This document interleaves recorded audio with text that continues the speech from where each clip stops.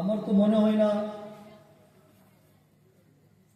পূর্বের বক্তা সাহেবকে শুনবার পরে আমি জানি এই এলাকার খাস করে এই গ্রামের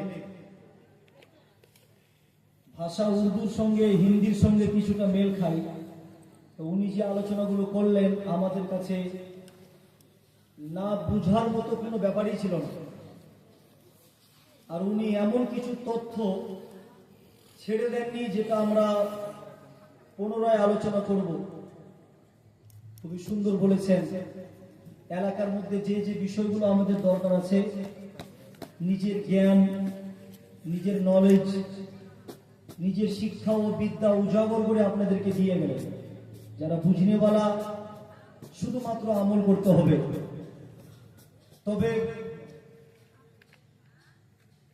যেখানে আপনাদের সম্মুখে সময় নিয়ে এসেছি, কিছু তো আলোচনা করা উচিত। তো যে সমস্ত বন্ধুরা এখনো অবধি এখানে বসে আছেন, আমি আপনাদেরকে বেশি বিরক্ত করব না।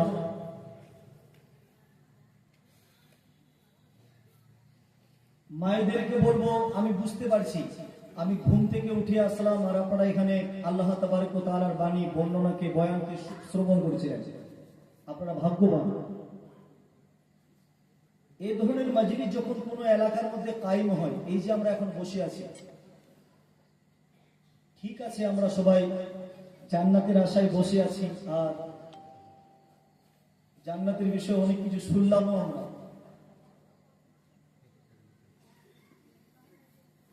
তবে আমাদের একটা জিনিস জেনে রাখা উচিত, জান্নাতটাই যদি সবকিছু হতো তাহলে কোরআনী মাজিদের মধ্যে আল্লাহ তাবারক ওয়া তাআলা দোয়াতে আমাদের শেখাতেন না। একটা দোয়া আমরা নামাজের মধ্যে করি সবাই, যারাই নামাজ পড়ছেন, আপনারা যারা নামাজ পড়েন না, আপনারাও এই দোয়াটা সবাই শিখেন এবং সবারই জানা আছে। জান্নাতটাই যদি সব থেকে বড় জিনিস হতো, এখানে আমরা সবাই যে বসে আছি কি হাসিল করতে চাই? শুধু খালি জান্নাত। আল্লাহ তাবারক ওয়া তাআলা কোরআনী মাজিদের মধ্যে মুমিনকে, মুসলমানকে কিছু দোয়া শিখিয়েছেন। তার মধ্যে একটা হচ্ছে রব্বানা আতিনা ফিদ দুনিয়া হাসানা ওয়া ফিল আখিরাতি হাসানা ওয়া কিনা আযাবান নার। এর সিম্পলি মানে হচ্ছে যে এ আমাদের রব, তুমি আমাদেরকে আতা করো, দান করে দাও। দান কি করবে? আল্লাহ যদি দান করে তাহলে তো কষ্ট দান করবে না, নাকি? আল্লাহ যদি দান করে আপনার কি দান করবে? ভালো দান করবে। দুনিয়াতে সুখ, সমৃদ্ধি, আনন্দ, উল্লাস, খুশি, ভাইচারগি, ব্রাদারহুড, এই বিষয়গুলো তো আল্লাহ তাবারক ওয়া তাআলা দান করবে। তো আল্লাহ তাবারক ওয়া তাআলা নামাজের মধ্যে আপনাকে শেখাচ্ছেন যে সর্বপ্রথমে তুমি আল্লাহর কাছে দোয়া করো, ইয়া রব, হে আমাদের রব, হে আমাদের আল্লাহ, তুমি আমাদেরকে দাও, আমাদেরকে আতা করো। কোথায় আতা করো? ফিদ দুনিয়া। ফিদ দুনিয়া মানে এই দুনিয়ার মধ্যে। ওয়া ফিল আখিরাতি হাসানা মানে দুনিয়ার মধ্যে আগে তুমি আমাদেরকে দান করো, আর যখন আমরা ইন্তিকাল করব আমরা যেন আখিরাতে তোমার হাসানা, তোমার রহমত স্বরূপ জান্নাতকে পেতে পারি। আল্লাহ তুমি আমাদেরকে তৌফিক দান করো, বলো সুবহানাল্লাহ। এখান থেকে ক্লিয়ার বোঝা গেল না যে মরণের পরে জান্নাত? কিন্তু মরণটা তো খুবই তাড়াতাড়ি নয়। আমার বয়স এখন 30-32, এখানে ইনার বয়স নরমাল 60 থেকে 80, আপনাদের বয়স তো আরো, আমার বয়সে অনেক ভাইরা আছে। তো জান্নাত পাওয়ার জন্য মরতে লাগবে না মরার আগেই জান্নাত পেয়ে যাচ্ছেন? জান্নাত আপনার নামে লেখা থাকতে পারে। If you want to have heaven or paradise, you need to die at first. মরতে হবে আগে। জান্নাত পাওয়ার 1 নম্বর শর্ত হচ্ছে আপনি মরবেন। জান্নাত জাহান্নাম মরার পরেই হবে। তো এই যে জিরো থেকে শুরু করে আমাদের 60 কিংবা 80 বছরের জীবন, এই 60 থেকে 80 বছরের জীবনে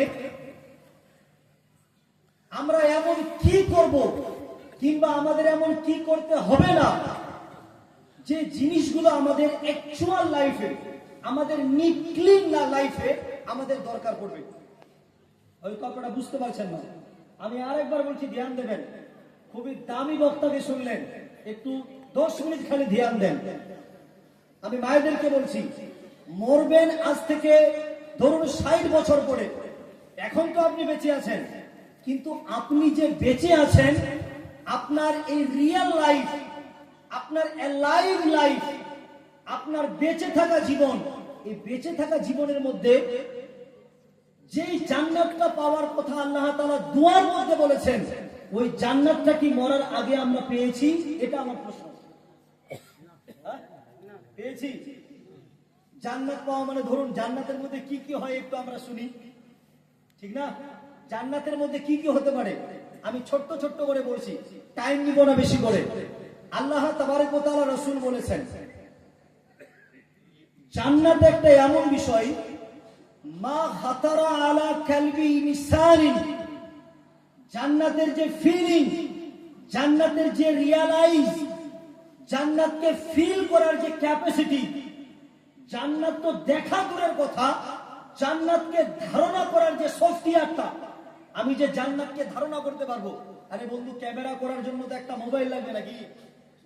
একটা মোবাইল লাগবে, কিন্তু সব মোবাইলে কি ক্যামেরা হয় নাকি?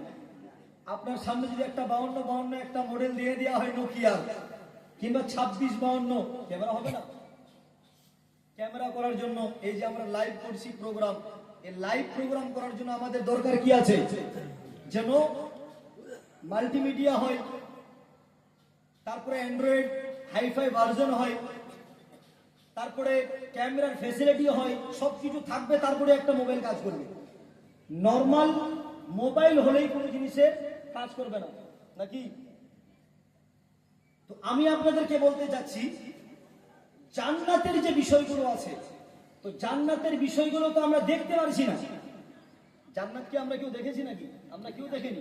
আনসিন জান্নাত। তো আনসিন জান্নাতকে আমরা সিন করে নিই, জাহান্নামকে দেখেনি। তো নবী রোজা সাল্লাল্লাহু আলাইহি ওয়াসাল্লামকে প্রশ্ন করা হচ্ছে, ইয়া রাসূলুল্লাহ, ইয়া হাবিবাল্লাহ, যে জান্নাতকে পাওয়ার আশাতে, যে জান্নাতকে পাওয়ার প্রত্যাশায়, যে জান্নাতকে পাওয়ার উল্লাস ও ইচ্ছাতে মানুষ দিন রাত অপেক্ষাকৃত, ইয়া রাসূলুল্লাহ, ইয়া হাবিবাল্লাহ, ওই জান্নাতের সৌন্দর্য কি? ওই জান্নাতের উপমা কি? ওই জান্নাতের উদাহরণ কি?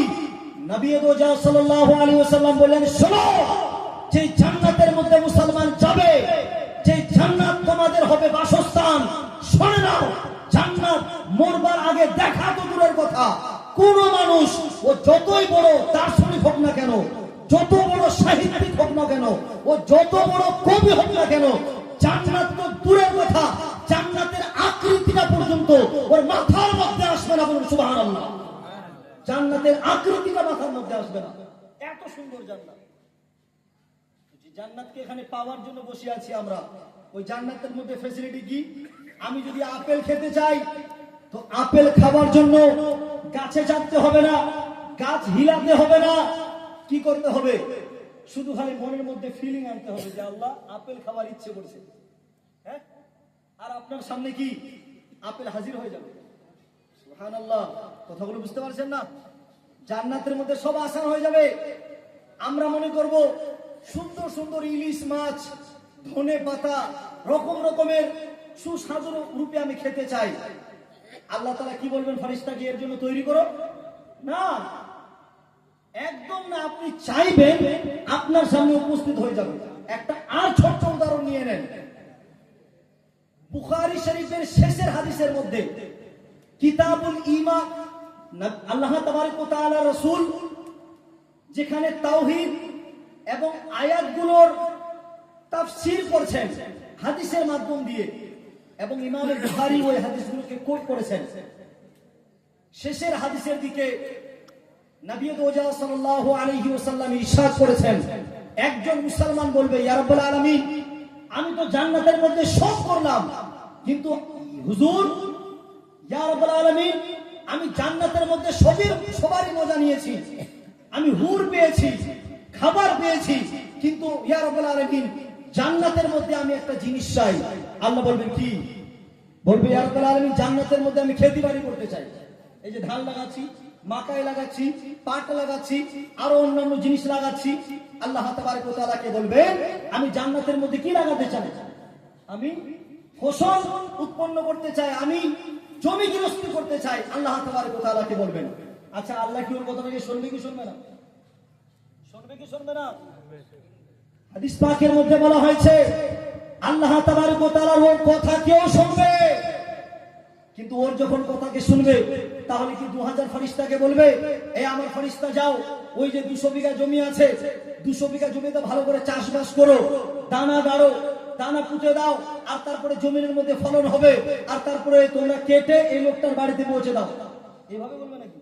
না, হুকুম হবে, ইচ্ছে করবে, সাথে সাথে জমিন নিজেতেই, যেইভাবে কল্পনার মধ্যে আমাদের আসে, যেইভাবে আমরা কল্পনা করি যে আমার একটা বাড়ি, 10 লাখ টাকা দিয়ে একটা বাড়ি বানালাম, আমাদের মাইন্ডের মধ্যে ম্যাপিং চলে আসছে। আপনি ইচ্ছা করবেন, প্রত্যেকটা জিনিস জান্নাতের মধ্যে হবে। বলুন সুবহানাল্লাহ। প্রত্যেকটা জিনিস জান্নাতের মধ্যে হবে। এবার বলুন, জান্নাতের মধ্যে দুঃখ হবে? জান্নাতের মধ্যে দুঃখ হবে? দুঃখ হবে না। মরণ হবে? মরণ হবে না। আপনাকে কেউ গালিগালা করবে? কেউ গালিগালা করবে না। জান্নাতের মধ্যে আপনার ছেলে আপনাকে অপমান করবে? অপমান করবে না। জান্নাতের মধ্যে আপনার স্ত্রীগণ আপনার বেয়াদবি করবে? বেয়াদবি করবে না। জান্নাতের মধ্যে আপনাকে অসম্মান করবে? অসম্মান করবে না। এর মানে সুখে সুখ, জান্নাতের মধ্যে সুখে সুখ, উল্লাসে উল্লাস। যদি জান্নাতের মধ্যে এত আনন্দ হয়, আমরা আল্লাহকে জিজ্ঞেস করব, ইয়া রাব্বুল আলামিন, জান্নাত তো মরবার পরে, জান্নাত তো ইন্তেকালের পরে, তুমি যে দুয়ার মধ্যে শেখালে, রব্বানা আতিনা ফিদ দুনিয়া হাসানা ওয়া ফিল আখিরাতি হাসানা ওয়া কিনা আযাবান নার, তো ওই দুয়াটার মানে কি? যে আল্লাহ, মরবার পরে তো আমরা জান্নাতবাসী হব আমলের ভিত্তিতে, কিন্তু মরবার আগে যেই সুখ, যেই হাসানা, যেই নেকি, যেই ভালাই, যেই শান্তির কথা তুমি বলছো, ওই শান্তিকে যদি, জান্নাতি শান্তি, জান্নাতি সুখকে যদি কেউ পৃথিবীর মধ্যে উপার্জন করতে চায়, তাহলে এমন কি আমল করবে আল্লাহ? আমরা তোমাকে প্রশ্ন করছি। এইভাবে যদি আমরা প্রশ্ন করি, আল্লাহ কি আমাদের উত্তর দিয়েছেন? এটা প্রশ্ন আসছে না? আল্লাহ তো আমাদের দুয়ার মধ্যে শিখাচ্ছে যে মরণের পরে তুমি হাসানা চাও, মরণের আগে দুনিয়ার মধ্যে তুমি হাসানা চাও। তো দুনিয়ার মধ্যে হাসানাটা কি? এই বিষয় নিয়ে আজকে আমরা এখানে আলোচনা করব। আমি মায়েদের খাস করে বলছি, কারণ দেখতে পাচ্ছি আমাদের ভাইদের স্টেজে খুবই মানুষ কম। যে আলোচনাগুলো আমরা করব আজকে ইনশাআল্লাহ, বেশিরভাগ ইন্ডিকেট করে আমি আপনাদেরকেই বলছি, মায়েরা ধ্যান দিয়ে একটু কথা বলে শুনবেন। এখানে আল্লাহ তাবারক ওয়া তাআলার যে বাণীগুলো আছে, আমি যদি কোরআন পাকের মাঝখান থেকে আলোচনা করি, হয়তো আমাদের বুঝতে অসুবিধা হবে, কিন্তু আমি যদি কোরআনে মাজিদের স্টার্টিং থেকে আলোচনা করি, যেখান থেকে আলোচনা করলে আমরা বুঝতে পারবো, আমি যদি কোট করি আপনার ব্রেনের মধ্যে ঢুকবে, তাহলে ওই আলোচনা সব থেকে ভালো হবে এবং সব থেকে অথেন্টিক হবে, এবং আমরা বুঝতে পারবো যে আল্লাহ তাবারক ওয়া তাআলা এমন কি বিষয় আছে, যে বিষয়গুলো আমাদেরকে করতে বলেছেন, যে বিষয়গুলো করলে, যে কাজগুলো করলে আমরা এই পৃথিবীর মধ্যে ওই জান্নাতের মজা, জান্নাতের সুখ মরবার আগে এই পৃথিবীর মধ্যে আমরা পেতে পারবো। বলুন সুবহানাল্লাহ। আমরা পেতে পারবো। তো মুআজ্জাজ সামাঈন ইকরাম, আমি আপনাদেরকে শুধু জানার জন্য বলছি, এখানে সূরা ফাতিহা আলহামদু থেকে শুরু করে ওয়ালাদ-দাল্লিন পর্যন্ত, এবং সূরা আল বাকারা আলিফ লাম থেকে শুরু করে মুফলিহুন পর্যন্ত কে পড়তে পারবেন? একটু হাত উঠান। কেউ না? নিচনে কেউ পারবেন না? আলিফ লাম থেকে শুরু করে মুফলিহুন অবধি কেউ না? আচ্ছা, মায়েদের মধ্যে আলিফ লাম থেকে শুরু করে মুফলিহুন অবধি?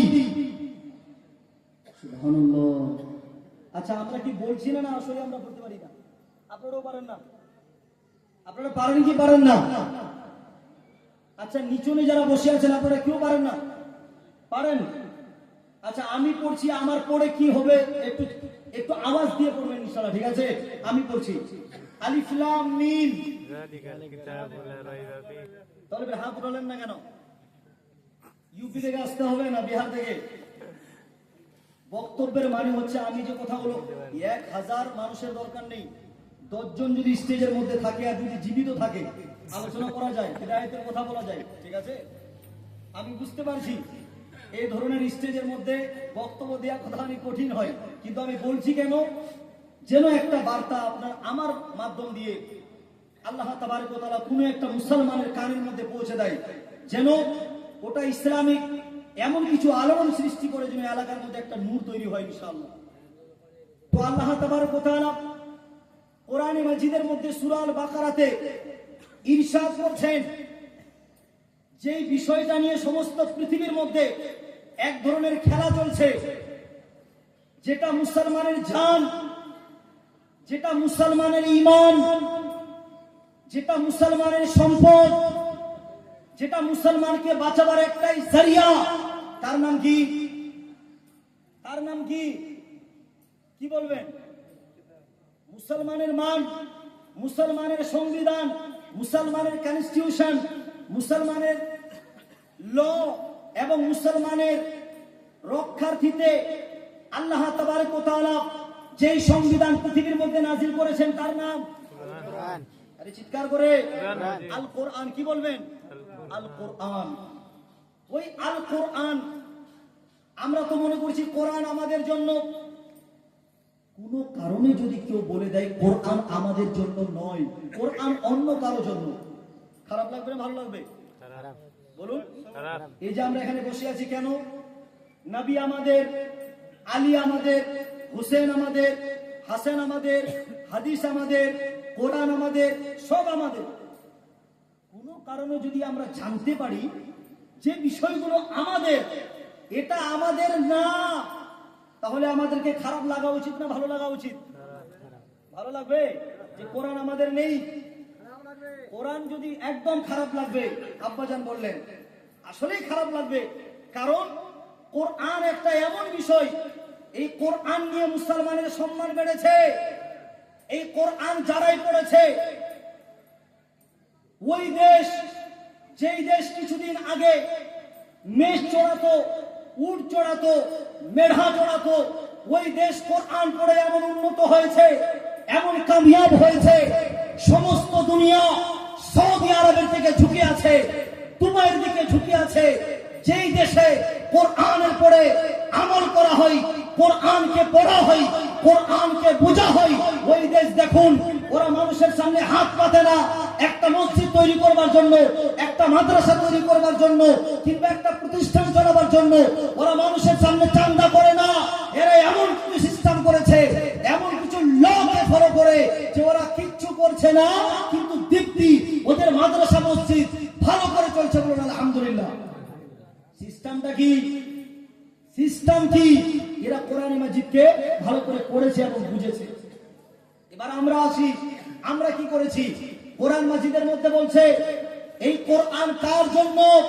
কোরআন নিজে বলছে ফিহি হুদাল লিল মুত্তাকিন। এর আগে আমি পড়তে বলবো আপনাদেরকে, যারা এখন বললেন, তারপরে কি আছে? ফিহি হুদাল লিল মুত্তাকিন, তারপরে কি? আল্লাযীনা ইউমিনুনা বিল গায়বি। এই মুসলমান ধ্যান দিয়ে শুনুন, আল্লাহ তাবারক ওয়া তাআলা বলছেন যে কোরআন দিয়ে আমি সমস্ত পৃথিবীর মানুষকে পৃথক বানিয়ে দিয়েছি। যে কোরআন নাজিল হয়ে যাওয়ার পরে ঈসাইকে, খ্রিস্টানকে, আরো অন্যান্য ধর্মের মানুষকে, মুসলমানকে কোরআন আসবার পরে সব পৃথক হয়ে গেছে, আলাদা আলাদা হয়ে গেছে। ওই কোরআন কার কার জন্য হিদায়াত, ওই কোরআন কার কার জন্য সুপারিশের কারণ, ওই কোরআন কার কার জন্য নাজাতের জরিয়া, ওই কোরআন নিজে বলছে ফিহি হুদাল লিল মুত্তাকিন।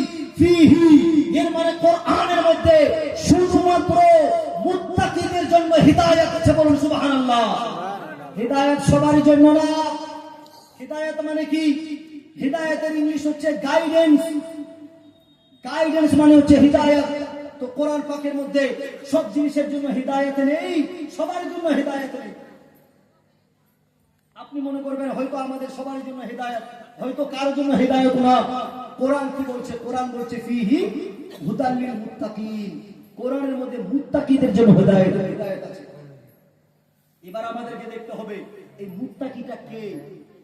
ফিহি হুদাল লিল মুত্তাকিন, এর মানে এর মধ্যে মুত্তাকিদের জন্য হিদায়াত আছে। এবার আমাদের দেখা উচিত আমরা কি এখানে যারা বসে আছি মায়েদের মধ্যে, আমাদের মধ্যে যারা স্টেজের মধ্যে বসে আছি, আমাদের মধ্যে কেউ কি ওই মুত্তাকিদের মধ্যে পড়ি কি পড়ি না? এই মুত্তাকির মানে কি?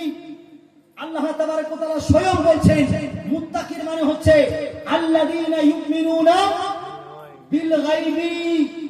মুত্তাকি তাদেরকে বলা হয় যারা আল্লাহ তাবারক ওয়া তাআলাকে না দেখে ঈমান এনেছে এবং ওয়া মিম্মা রাযাকনাহুম ইউনফিকুন, এবং যা কিছু ওদেরকে আমি খাবার দিয়েছি, খাদ্য দিয়েছি, টাকা পয়সা দিয়েছি, ওদেরকে আমি সমৃদ্ধি দিয়েছি, ওদেরকে আমি হেলথ ওয়েলথ দিয়েছি, তার মধ্যে থেকে কিছু আল্লাহ তাবারক ওয়া তাআলার রাস্তায় যারা খরচা করবে ওরাই হবে প্রকৃতিক মুত্তাকি। বলুন সুবহানাল্লাহ, এরাই হবে মুত্তাকি। তো মুত্তাকি এখানে দুটো জিনিসকে বলা হচ্ছে, একটা কি আল্লাযীনা ইউমিনুনা বিল গায়বি, যারা আল্লাহকে না দেখে ঈমান এনেছে। বুঝতে পারলেন না? এখানে আমরা কে আছি যারা আল্লাহকে দেখে ঈমান এনেছি? কেউ আমরা বলছেন না কেন? কেউ না দেখে ঈমান এনেছেন? এর মানে সবাই আল্লাহকে দেখেছি তারপরে ঈমান এনেছি? এর মানে আমরা সবাই না দেখে ঈমান এনেছি। কিন্তু এখানে একটা পয়েন্ট আছে, যদি আমরা সবাই আল্লাহ তাআলাকে না দেখে ঈমান এনেছি তাহলে তো সবাই মুত্তাকি হয়ে গেলাম। তো এখানে কি আল্লাহ তাআলা বলতে যাচ্ছেন? সূরা আল বাকারার প্রথম 2-3 আয়াতের মধ্যে অবশ্যই এটা হয়তো এমন কোন জিনিস যেটা আল্লাহ আমাদেরকে বুঝাতে যাচ্ছেন, কিন্তু আমরা কি না বুঝবার কারণে কিংবা অলসের কারণে, কোরআন না পড়বার কারণে আমরা একটা ট্রুথ, আমরা একটা সত্য, আমরা একটা রেয়ার ইনফরমেশন বুঝিও না বুঝার ভান করে এই পৃথিবীর মধ্যে রকমের গুনাহ করে আছে। এটাকে বুঝতে হবে। আল্লাহ তাআলা বলেন না দেখে ঈমান আনা, না দেখে যেটা আমরা দেখিনি এবং ঈমান এনেছি। ঈমান কার কার পরে আনলে মুসলমান হয়, মুমিন হয়?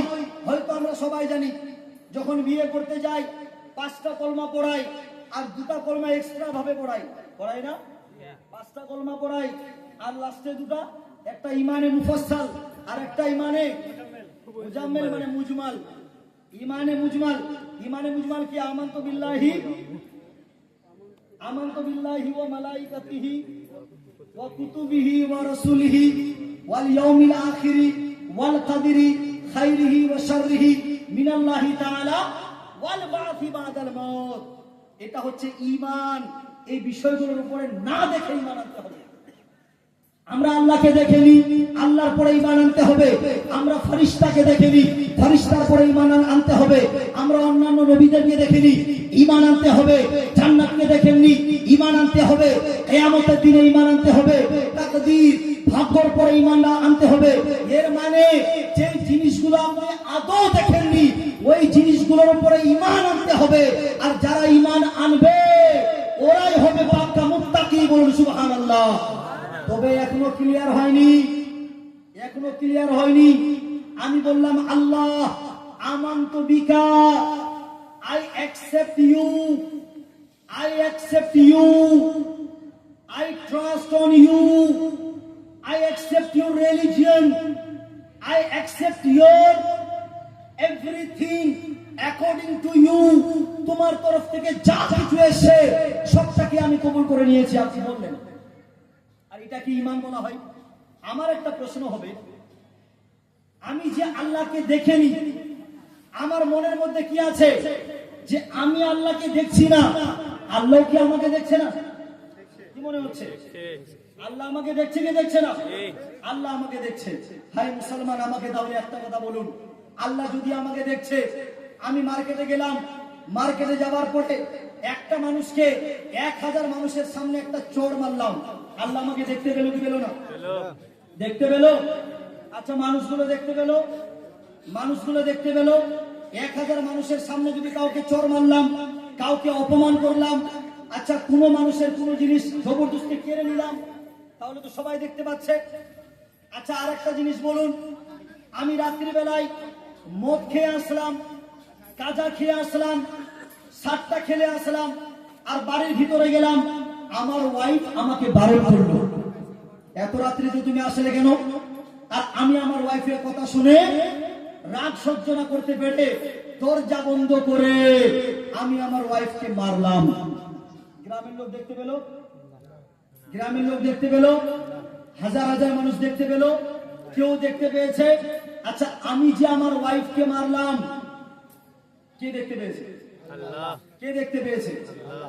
আচ্ছা যখন আপনি মারছিলেন, আপনার ব্রেনের মধ্যে ধ্যান দেবেন, আপনি যখন, সবাই মারি না, সবাই মারছে, হয়তো আপনি মারছেন, কিংবা আপনার ছেলে মারছে, কিংবা আপনার ভাই মারছে, ওটাকে খালি বাদ দেন। অনেক সময় আছে ওয়াইফ বাইরে কিছু কথা বলবে না, স্ত্রী বাইরে কারোর সামনে স্বামীকে অপমান করবে না, তবে অপমানটাও সম্মানের সহিত করবে। কেমন করে? ঘরের ভিতরে ঢুকিয়ে। যখন রাত্রি হবে, রাত্রি নিঝুম, রাত 12টা 1টা, ওই সময় কেউ জেগে নেই, স্বামীর সঙ্গে সারা রাত ঝগড়া করছে।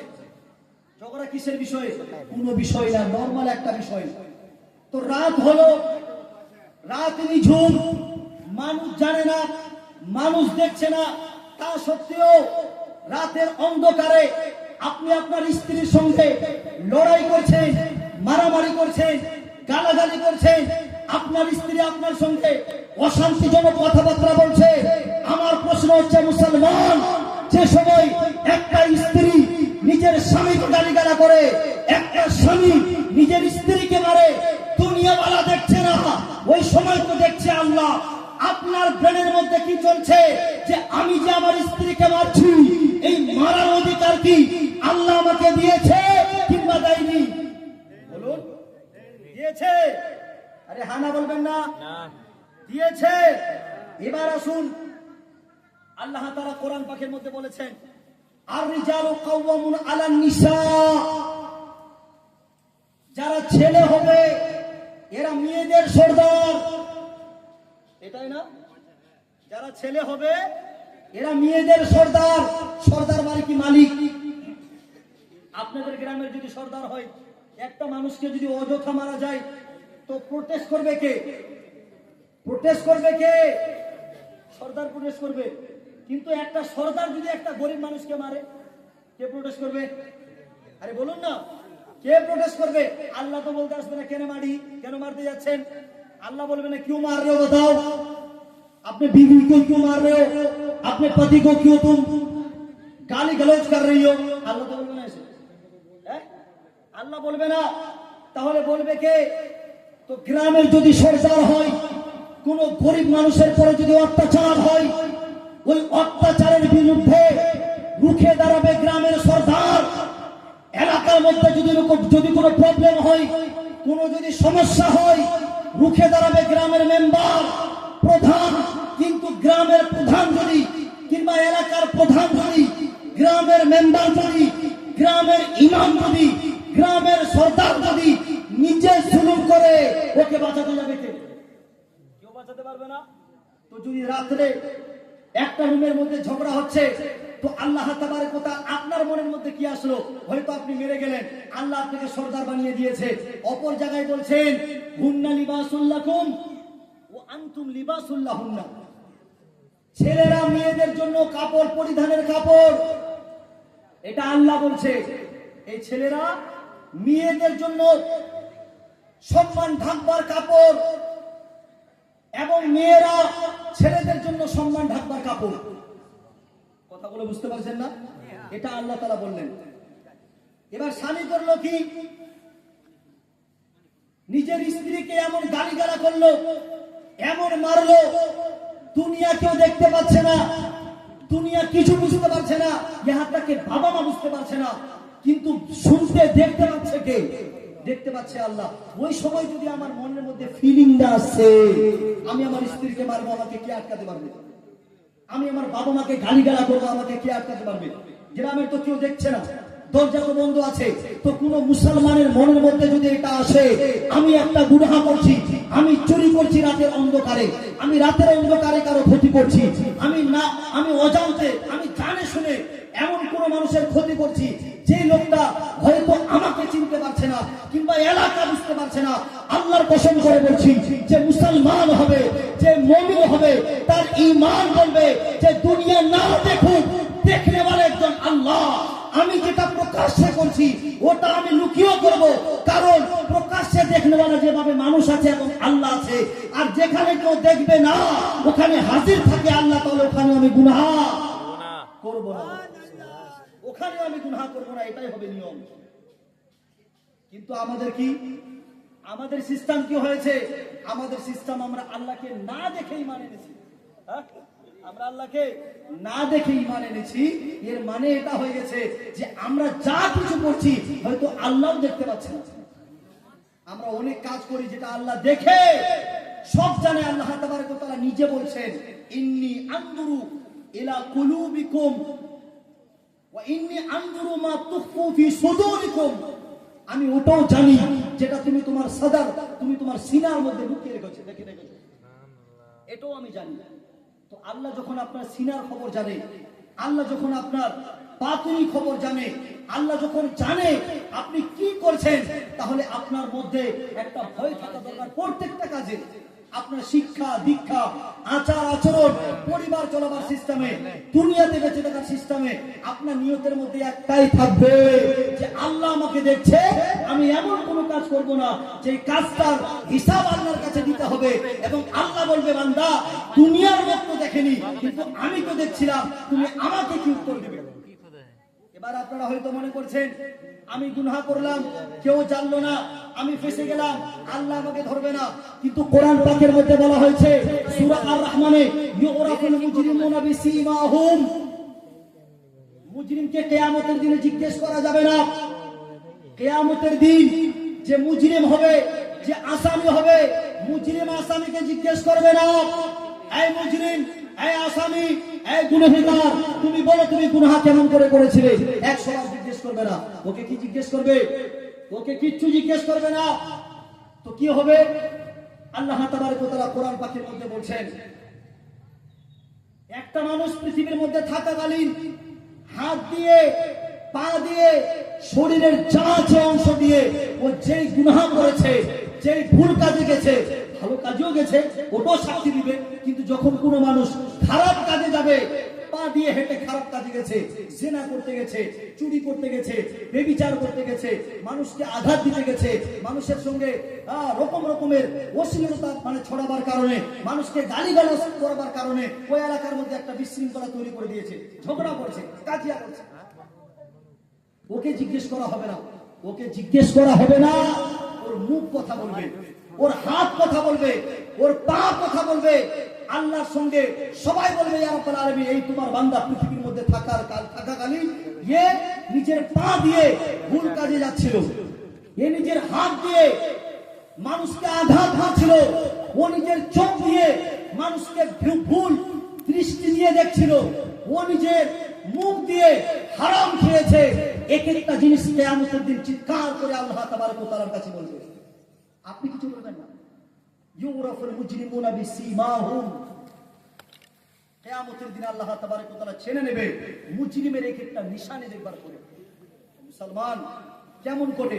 তো যে কাজগুলো আমরা করছি এই পৃথিবীর মধ্যে থেকে, যা কিছু আমরা করছি, তো মুমিন তাকে বলা হবে যারা আল্লাহকে তো বিশ্বাস করেছে, কিন্তু বিশ্বাস করবার কেমন পদ্ধতি হচ্ছে, আমি যেই আল্লাহকে না দেখে বিশ্বাস করেছি, ও যে হাজির, ও যে নাজির, ও আমাকে দেখছে, এবং যা কিছু আমি করছি আল্লাহ সমস্ত জিনিস থেকে অবগত, এই বিশ্বাসটুকু আমাদেরকে রাখতে হবে।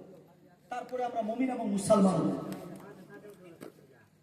নবী রোজা সাল্লাল্লাহু আলাইহি ওয়াসাল্লাম ইরশাদ করেছেন,